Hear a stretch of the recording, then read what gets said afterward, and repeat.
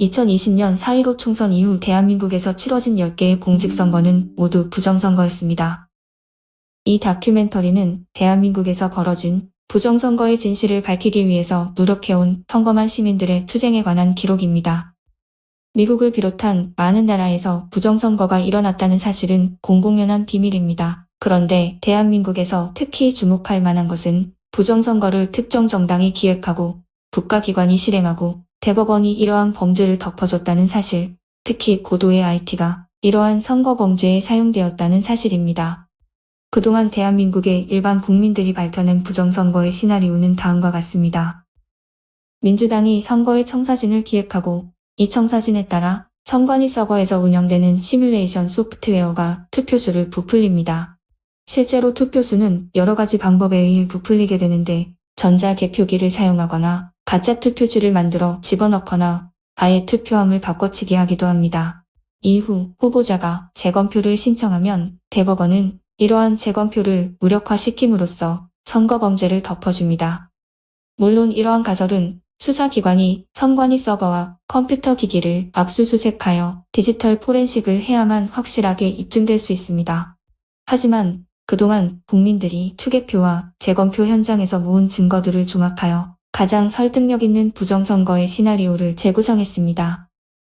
앞으로 영상에서 이러한 부정선거의 가설과 이를 뒷받침하는 증거들을 제시해드리겠습니다.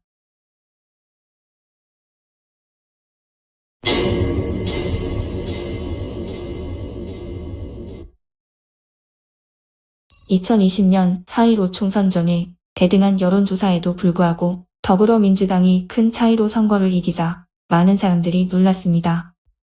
현행 공직선거법에 의하면 유권자는 당일 투표 또는 2일간의 사전투표를 선택하여 투표할 수 있습니다. 그런데 당일 투표일을 법정 공휴일로 지정했음에도 불구하고 사전투표일을 따로 지정하는 것은 부정선거를 위한 것이 아닌가라고 많은 사람들이 의심하고 있습니다. 2020년 4.15 총선 다음날 아침 더불어민주당 전략기획위원장 이근영은 본인의 SNS 계정에 다음과 같은 표를 올렸는데 그 표에는 163이라는 숫자가 적혀 있었고 이근영은 자신들이 선거 결과를 정확히 예측했다고 자랑했습니다. 사실상 163은 4.15 총선에서 더불어민주당이 승리한 전체 지역구 의석수와 정확히 일치했고 더 나아가 이 표는 전국의 각각 다른 선거 지역에서 더불어민주당이 획득한 상세 지역구 의석수까지도 정확히 보여주고 있었습니다. 또한 이 표의 제목에는 사전투표 보정값이라고 적혀 있었는데 이것을 본 사람들은 2020년 총선이 미리 기획되었고 이 표가 그 부정선거의 청사진이 아닌가 하는 의구심을 품게 되었습니다. SNS 여론이 선거의 정당성에 대한 의구심으로 들끓자 이근영은 이 포스팅을 삭제했습니다. 더불어민주당이 선거를 미리 기획한다는 증거는 최근에 있었던 2024년 4.10 총선에도 나타났습니다. 동아일보는 더불어민주당이 총선에서 총투표율 71.3%, 사전투표율 31.3%를 목표로 하고 있다고 보도했습니다. 정당이 목표 투표율을 소수점 한 자리까지 정한다는 것도 특이한 일이지만 더 놀라운 일은 실제 총선 사전투표율이 민주당의 목표치 31.3%와 정확히 일치했다는 사실입니다.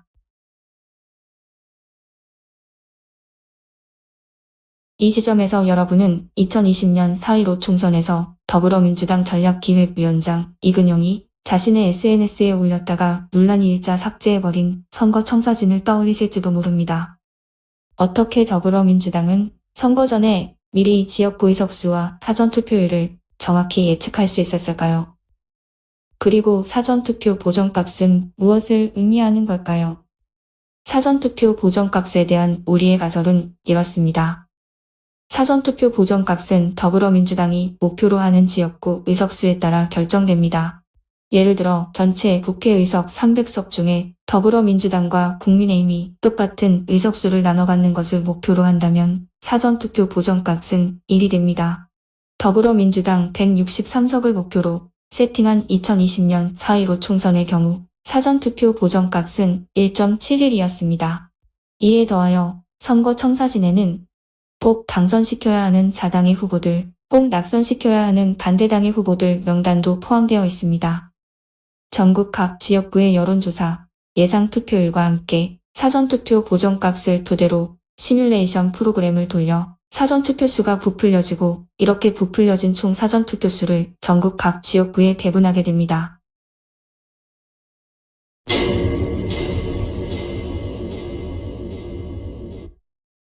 더불어민주당에 의해 기획된 선거 시뮬레이션 청사진은 중앙선거관리위원회에 의해 실행됩니다. 이들은 부정선거의 공모자들로 선거 청사진을 기반으로 사전투표수를 부풀리고 가짜 투표수를 만들어냅니다. 당일 투표는 상대적으로 조작하는데 시간이 충분치 않으므로 주로 사전투표를 활용합니다. 이렇게 부풀려진 사전투표는 통계로는 설명이 불가능한 이상한 숫자들을 만들어내게 되는데요. 선관위는 이러한 숫자들을 선거 결과라고 발표하는 것입니다. 관내 당일이 일어날 여기 선거, 이번 4.15 선거가 일어날 확률을 계산해 보면 몇 경분이 이래. 이 선거판은 도저히 이 세상에 존재하지 않는 선거 결과라는 게. 2020년 선거를 통계 분석한 저서 비밀지령 E- 무한대승의 저자 허병기 교수는 그 결과를 2016년 선거 결과와 비교했습니다. 그래프에서 X축은 사전투표와 당일투표 득표율의 차이, Y축은 지역구의 수를 나타냅니다. 사전투표 득표율이 더 크면 원점의 오른쪽에, 당일투표 득표율이 더 크면 왼쪽에 위치하게 되는 것이지요. 2016년에는 양당 모두 데이터가 원점에 모여 있는데 이는 사전투표와 당일투표 사이에 득표율의 차이가 거의 없는, 즉 인위적 조작이 없이 유권자들이 투표한 결과를 보여주고 있습니다. 하지만 2020년에는 더불어민주당을 나타내는 파란 막대는 모두 원점의 오른쪽에, 국민의힘을 나타내는 빨간 막대는 모두 원점의 왼쪽에 있습니다. 이것은 거의 모든 선거구에서 더불어민주당은 사전투표에서 유리했고 국민의힘은 당일투표에서 유리했음을 보여줍니다. 더구나 그래프는 원점을 기준으로 10% 정도 양쪽으로 배치된 데칼코마니 형태를 나타내고 있습니다. 양당을 제외한 다른 군소 정당들이 원점 가운데 몰려있는 것으로 미루어 보아 조작은 주로 양당을 중심으로 이루어졌음을 알 수 있습니다. 수학적으로 이렇게 부정을 해보면 하면 할수록 이건 부정이다 이런 얘기가 마음속으로 확신이 생깁니다. 이건 100% 부정이다. 예를 0.001%가 부정이 아닌데 그게 아니라 100% 부정이라고 나와요.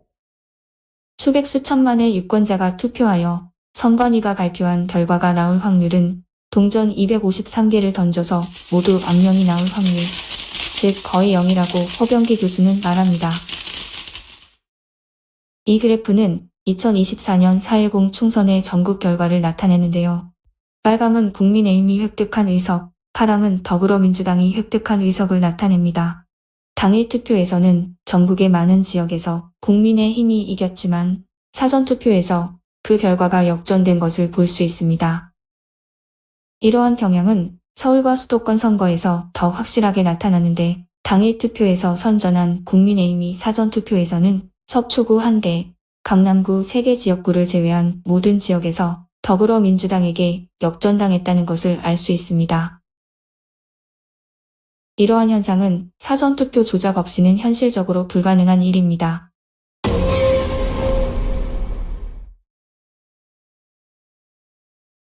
(2020년) 4.15 총선에서 많은 개표 참관인들은 국민의힘이 당일 투표에서 이기다가 밤늦게 사전투표함이 열리면서 결과가 뒤집혔다고 증언합니다.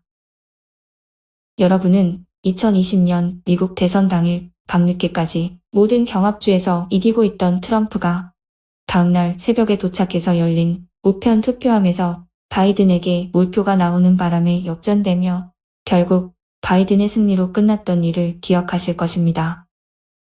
2024년 4.10 총선 직후 선관위는 유권자 의식조사라는 설문에서 투표를 마친 응답자가 사전 또는 당일 투표 중 어느 것을 했는지를 물었는데 응답자의 38%가 사전 투표를 했다고 답했습니다.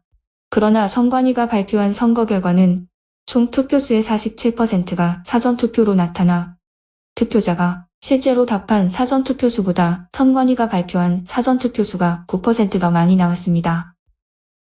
9%는 약 426만 표에 해당합니다. 이 설문은 선관위가 실시했으므로 선관위는 이러한 차이가 발생한 이유를 설명해야 합니다. 이러한 9% 차이는 선관위가 사전투표자 수를 부풀렸기 때문에 발생했다고 많은 국민들이 의심하고 있습니다. 당일 투표와는 다르게 사전투표의 경우 법적으로 인쇄된 투표자 명부가 없어도 되기 때문에 누구나 사전투표소에 가서 투표할 수 있습니다. 더구나 선관위에서는 투표소에 설치된 CCTV를 모두 가리도록 지시하고 있기 때문에 사전투표자 수를 세는 것도 여러 투표소를 돌아다니며 중복투표나 대리투표 같은 불법 행위를 하는 것을 적발해내는 것도 불가능합니다. 한마디로 사전투표의 경우 투표자 수를 마음대로 부풀리는 것이 가능하다는 의미입니다. 사전투표 수를 부풀리는 데는 선관위 서버에 프로그램되어 있는 시뮬레이션 소프트웨어가 사용됩니다. 투표자 수를 검증하지 못하는 투표 시스템에 대하여 일론 머스크는 다음과 같이 말합니다. 우편 투표와 결합하는 경우 투표 시스템은 선거 부정을 검증하지 못하게 설계되는 것입니다. 투표자가 직접 가서 투표하는 투표소의 경우 적어도 카메라로 투표자 수를 세어서 실제 투표수와 비교해 봄으로써 대규모 부정선거를 방지할 수 있기에 우편 투표와 드롭박스 투표는 허용되지 말아야 합니다. 최근 행해진 2024년 4.10 총선에서 컴퓨터를 이용한 부정선거의 많은 증거들이 나타났습니다. 사전에 세팅한 목표 투표율을 실수로 언론에 말해버린 것이 그들의 발목을 잡게 된 셈이지요. 이 선거에서 더불어민주당은 선거 전 시뮬레이션을 통해 총 투표율 목표치를 71.3%로 세팅해 놓았지만 실제로 당일 투표율은 목표치에 못 미치는 67%에 그치게 되었습니다. 따라서 선관위 서버에 미리 세팅해 놓은 투표수와 실제 유권자가 투표한 투표수 사이에는 차이가 나게 되었지요. 따라서 선관위 서버 시뮬레이션 프로그램은 당일 투표자 수를 실제 투표자 수에 맞춰 실시간으로 조정하는 작업을 하게 됩니다. 선관위 서버가 이렇게 투표자 수를 실시간으로 조정하는 장면을 한번 보시죠. 2024년 총선 당일 시민들이 선관위가 발표하는 투표자 수를 체크하고 있습니다.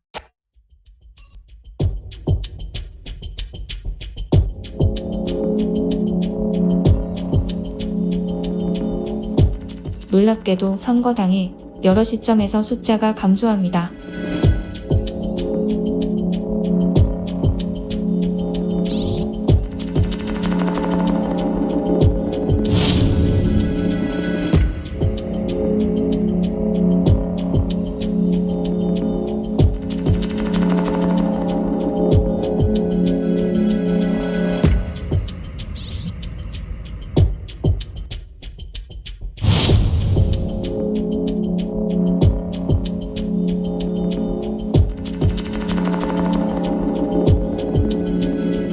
갑자기 투표자 수가 모두 0으로 변합니다. 그러다가 투표자 수가 한동안 변하지 않고 멈춰 있습니다.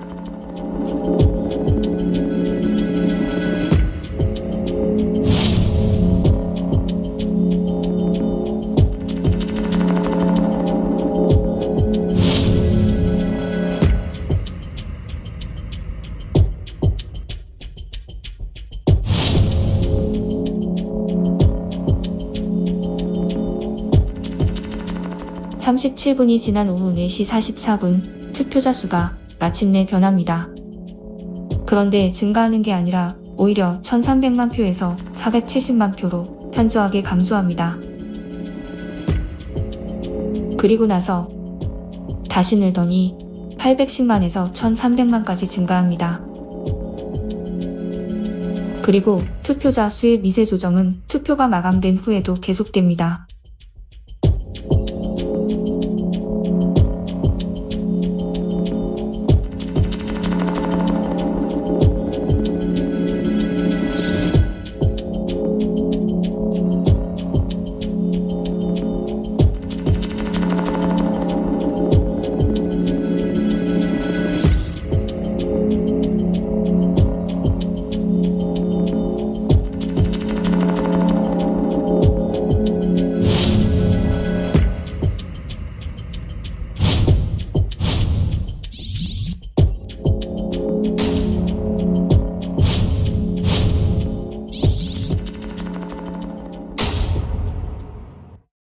이러한 투표수의 널뛰기 변화는 선관위 발표 결과가 유권자의 실물 투표를 실제로 개표한 결과가 아니라 컴퓨터 프로그램이 만들어낸 숫자라는 사실을 말해줍니다.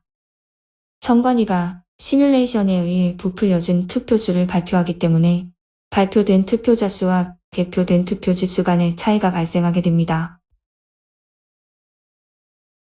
사전투표의 경우 유권자에게 나누어준 투표지수와 투표함에서 나와서 개표된 투표지수는 정확히 일치해야 합니다. 하지만 2024년 총선에서 이 두 숫자가 다른 지역구가 많이 나왔습니다. 어떤 지역구의 경우 유권자에게 교부된 투표지가 투표함에서 다 나오지 않은 경우도 있었고, 반대로 유권자에게 교부된 투표지보다 많은 수의 투표지가 나오는 경우도 있었습니다. 특히 후자의 경우, 즉 투표율이 100%가 넘는 일은 부정선거의 확실한 증거가 되는데 수많은 지역구에서 이러한 일이 벌어졌습니다. 최근 부정선거 11호 유효 사태가 벌어진 베네수엘라를 떠올리게 되는데요. 여기서도 투표율이 100%를 넘었다고 하지요.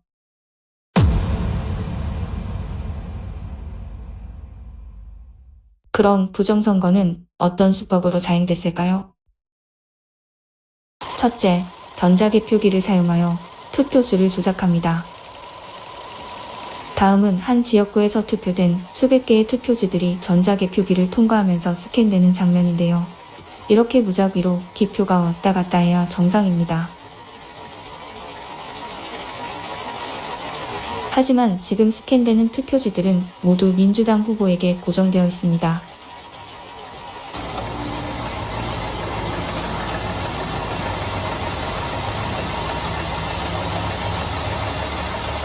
이렇게 모두 민주당 후보에게 기표된 100장이 넘는 투표지 연속 스캔 장면에서 여러분은 이른바 바이든 스파이크라고 불리는 2020년 미국 대선에서 일어난 괴이한 사건을 떠올릴 수 있을 것입니다. 2020년 미국 대선 당일 경합주인 위스콘신과 미시간에서 자정 무렵 중단되었던 개표가 다음날 새벽 4시와 6시 사이에 다시 재개되면서 갑작스럽게 바이든의 득표수가 치솟는 이상급등 현상이 목격되었습니다. 이렇게 한국과 미국에서 일어난 비슷한 사건은 통계 법칙을 거스르는 것으로 선거 조작이 아니면 설명이 불가능한 일입니다. 이것은 이미 분류된 표를 재확인하는 장면도 아닙니다. 개표 매뉴얼에는 투표수 부풀리기 방지를 위해 이미 개표기를 통과해 분류된 투표지들을 중복하여 개표기에 통과시키지 말라는 경고문까지 적혀 있습니다. 중앙일보 기사에 의하면 2020년 4.15 총선 당시 부여 개표소의 참관인들은 전자개표기에서 더불어민주당 표가 실제보다 많이 나오는 것을 목격했습니다. 그들의 항의에 못 이겨 개표사무원이 전자개표기에 연결된 노트북을 재가동했더니 민주당과 국민의힘 전신인 미래통합당 후보 간의 결과가 뒤바뀌었습니다. 이러한 현상이 부여 개표소의 여러 전자개표기에서 발생한 결과 당선자가 민주당에서 통합당 후보로 바뀌게 되었습니다.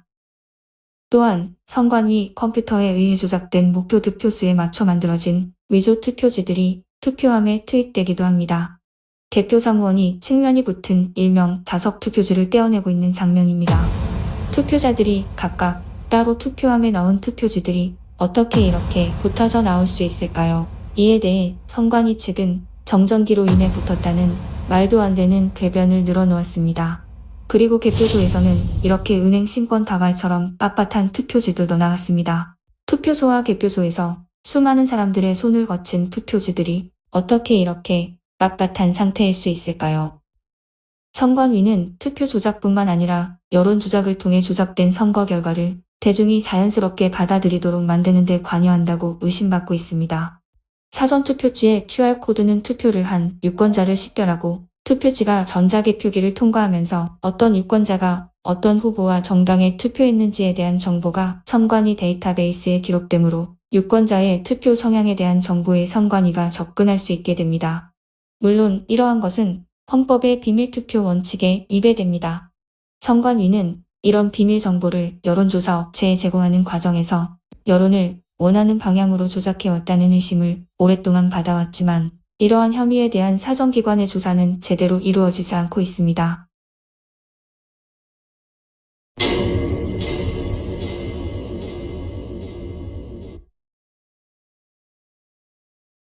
2020년 4.15 총선 직후 대법원에 139건의 재검표가 신청됐지만 극소수만 받아들여졌습니다. 그중 하나가 당시 현직 국회의원 중 유일하게 선거 결과에 항의하며 재검표를 신청한 민경욱 의원의 지역구인 인천 연수울입니다. 공직선거법상 재검표는 신청 후 6개월 이내에 판결해야 한다고 명시되어 있음에도 불구하고 이 재검표 재판은 1년도 더 넘어 시작되었습니다. 사전투표함을 개봉만 하면 정말 이것은 희상천외한 이상투표지들이 쏟아졌단 말입니다. 그것을 보면서 저는 진짜 충격을 받고 소름이 끼칠 정도였습니다. 윤용진 변호사가 재검표에서 목격했다는 가짜 투표지들입니다.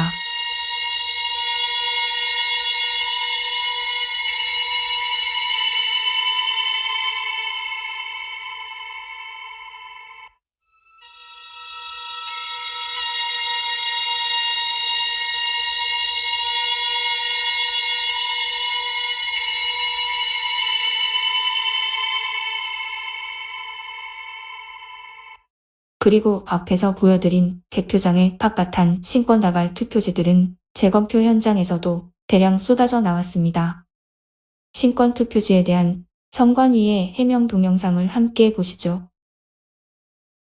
일반 종이와 달리 투표지 분류 시 종이가 걸리는 것을 방지하기 위해 종이가 접힌 후 원 상태로 회복하는 기능이 적용된 특수 재질을 사용하고 있습니다.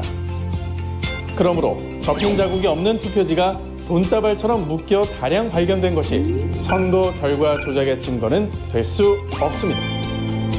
설사 이 해명을 믿는다 치더라도 개표장에 나온 다른 접혀진 투표지들에 대해서는 어떻게 설명할 수 있을까요?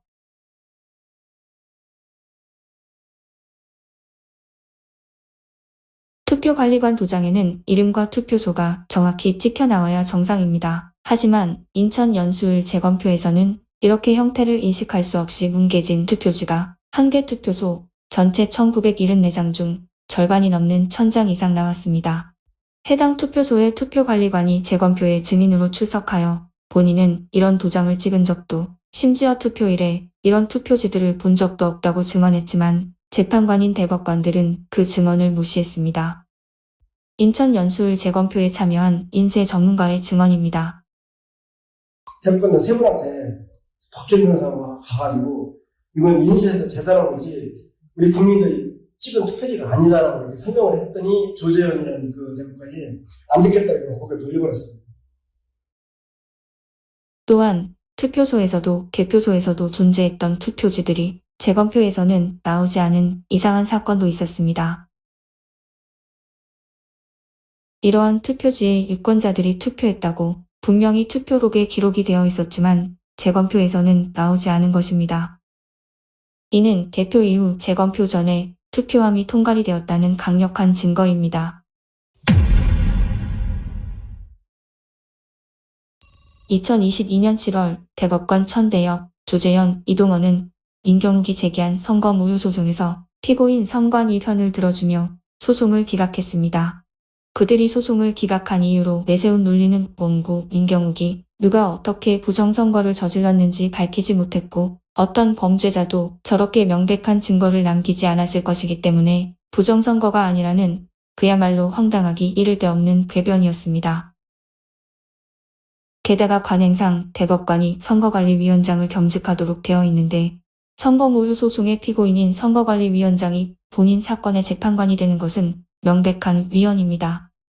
이에 많은 국민들이 대법원의 명백한 편향성과 불순한 의도에 분노하게 되었습니다. 재검표에서 나온 투표지들은 한눈에 봐도 가짜임이 분명했고 종이에 무게를 달아보거나 루페로 투표지를 자세히 들여다보면 진위 여부를 쉽게 확인할 수 있었지만 대법관들은 그런 조사 과정 없이 선거 범죄자들에게 면죄부를 준 채 부정선거 범죄를 그대로 덮어버렸습니다. 투표자들이 던진 투표지를 모두 다 파쇄 내지 소각 처리하고 인쇄소에 새로 만든 투표지들을 투입해가지고 법원에 제출했기 때문에 빳빳한 신권다발 투표지라든지 배춧잎 사전투표지라는 이런 부정투표지가 나온 거 아닙니까?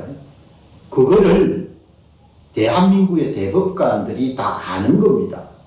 알매도 불구하고 본인들이 그냥 듣기로 결정한 겁니다. 대법관들이 부정선거를 은폐하는 데 공모했다는 가장 확실한 증거는 그들이 비례대표 재검표를 거부했다는 사실입니다. 비례대표 선거는 특정 후보자가 아니라 선호하는 정당에 투표하는 것입니다. 재검표 신청 후 180일 이내에 재판을 끝내야 하는 선거법에도 불구하고 국민혁명당이 제기한 비례대표 재검표 소송은 대법원이 3년이나 지연시켰습니다. 심지어 재판관 민유숙 대법관은 증거로 보존된 비례대표 투표함을 열어보지도 않고 소송을 기각해버렸습니다. 미처 선관위는 사전에 세팅해 놓은 조작 득표수에 맞춰 비례대표 투표지를 준비하지 못했던 걸로 보입니다. 그래서 만약 비례대표 투표함을 개봉했더라면 선관위 발표 득표수와 투표함 속에서 나온 투표지 수 사이에는 큰 괴리가 있어 부정선거임이 너무 명백할 것이기 때문에 민유숙 대법관은 결사적으로 재검표를 막은 것으로 보입니다. 대한민국 총선에서 유권자는 지역구와 비례대표 이렇게 두 장의 투표지를 받습니다. 비례대표 투표는 유권자가 선호하는 정당에 투표하는 것인데 선관위가 부정선거에 사용한 시뮬레이션 프로그램은 지역구 투표수를 계산하기 때문에 여기에 비례대표 투표수를 맞춰야 합니다. 2024년 총선에서 지역구 무효투표는 40만 표 정도였는데 비례대표 무효투표는 지역구의 3배도 넘는 약 130만 표가 나왔습니다. 선관위는 지역구의 경우 가짜 투표지를 만들어 투입했지만 시간과 기술적인 제약으로 인해 비례대표의 경우에는 무효표를 사용하여 투표지 수를 맞춰놓았던 걸로 보입니다. 2024년 비례대표 무효표는 역대 최대인 131만 표였고 개표에 참관했던 많은 참관인들이 기표하지 않은 빈 투표지들이 무더기로 쏟아져 나왔다고 증언한 것이 이 가설을 뒷받침해줍니다. 2024년 총선 이후 대법원에 제기된 재검표 소송을 위한 증거보전 신청은 사법부에 의해 모두 기각되었습니다. 이는 앞으로 이 나라에서 선거를 법적으로 사후 검증하는 일은 불가능해졌다는 것을 의미합니다.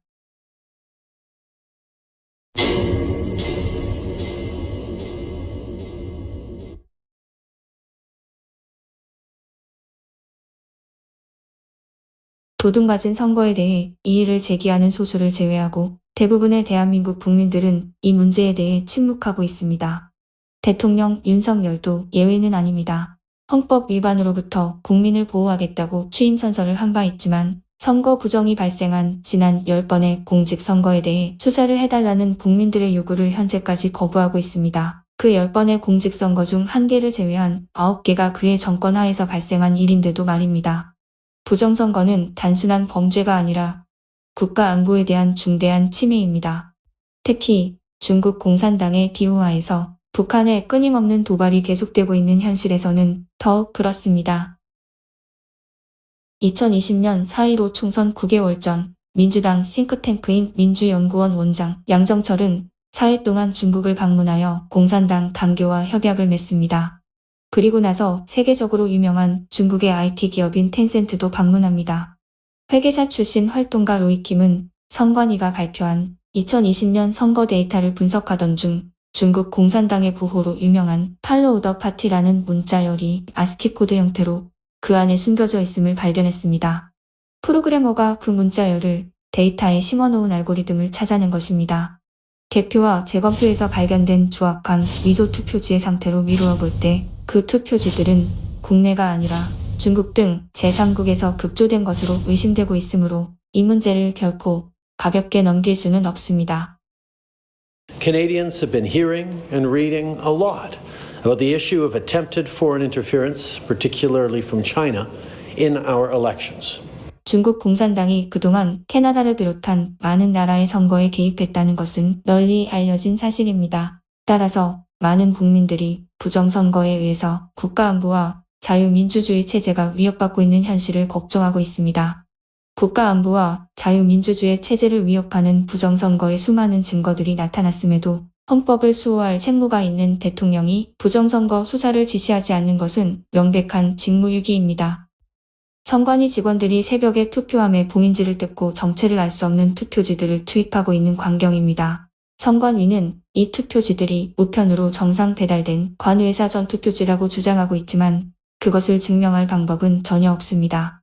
또한 투표함에 봉인지를 개표 전에 함부로 뜯는 것은 불법이고 봉인지를 뜯게 되면 흔적이 남도록 되어 있지만 다음의 영상은 당연하다고 믿어왔던 것들이 사실과 다름을 보여줍니다.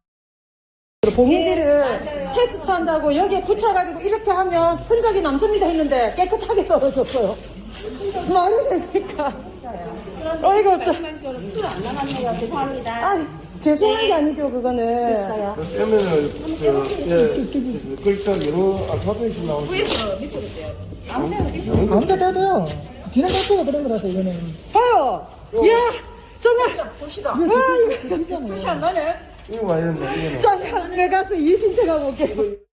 심지어 부정선거의 직접적 피해자인 국민의힘도 부정선거를 부인하고 있습니다. 그들은 부정선거의 진상을 밝혀달라는 시민들의 요구를 무시하고 심지어 음모론자라고 치부합니다. 또한 부정선거 문제를 제기하는 자당 의원들에게 공천에서 불이익을 주는 등 그들의 입에 재갈을 물리는 행태를 보이고 있습니다. 부정선거 때문에 국가의 민주주의가 벼랑 끝에 서건 말건 나는 당선되었으니 그만이다. 또는 다음 선거에 다시 나가려면 기득권에 잘 보여야 되기 때문에 선거 결과에 불복하면 안 된다. 이러한 기회주의적 행태가 그들에게는 국가를 향한 애국심이나 본인에게 투표한 유권자들에 대한 책임감보다 앞서는 것입니다. 2024년 총선을 지휘한 국민의힘 당대표 한동훈의 말을 들어보시지요. 부정선거 프레임도 저를 갖고 가려고 했는데 저는 부정선거의 증거가 확실히 나온 게 없기 때문에 부정선거에 관한 음모론이나 이런 거에 공감하지 않는다는 점을 분명히 해줍니다. 다만 선거는 언론도 부정선거의 공범입니다. 2020년 4.15 총선 재검표에서 수많은 가짜 투표지들이 쏟아져 나왔고 선관위와 대법원이 짜고 재검표를 무력화하여 선거범죄를 은폐했지만 이런 사실을 보도한 주류 언론은 없습니다. 소수의 마이너 언론만이 이런 사실을 제대로 보도했을 뿐입니다. 2020년 4.15 총선 이후 많은 시민단체들이 선관위의 부정선거 범죄를 경찰, 검찰 등 수사기관에 고발했지만 제대로 수사나 기소가 이루어진 적은 한 번도 없습니다. 정부 고위직으로부터 대학 교수에 이르기까지 대한민국 여론을 주도하는 기득권에 속하는 사람들은 부정선거 문제를 거론하는 것을 꺼려하고 있습니다. 이 다큐멘터리에서 보여드린 대로 부인할 수 없는 명백한 증거들이 쏟아져 나왔음에도 불구하고 그들은 이 문제에 대해 침묵하고 있습니다. 이것은 그들이 그들만의 사적 이익을 국가를 위한 공적 이익보다 우선시하는 비겁한 침묵을 선택했다는 뜻입니다. 마틴 루터킹 목사는 말합니다. 궁극의 비극이란 악한 사람들이 저지르는 억압과 잔인함이 아니라 선한 사람들이 그러한 일들을 못 본 척하고 침묵하는 것이다. 우리는 이 다큐멘터리를 본 대한민국 국민들에게 묻고 싶습니다. 무너지고 있는 우리나라의 자유민주주의를 회복하기 위해 침묵과 저항 중 여러분은 어느 쪽을 선택하시겠습니까?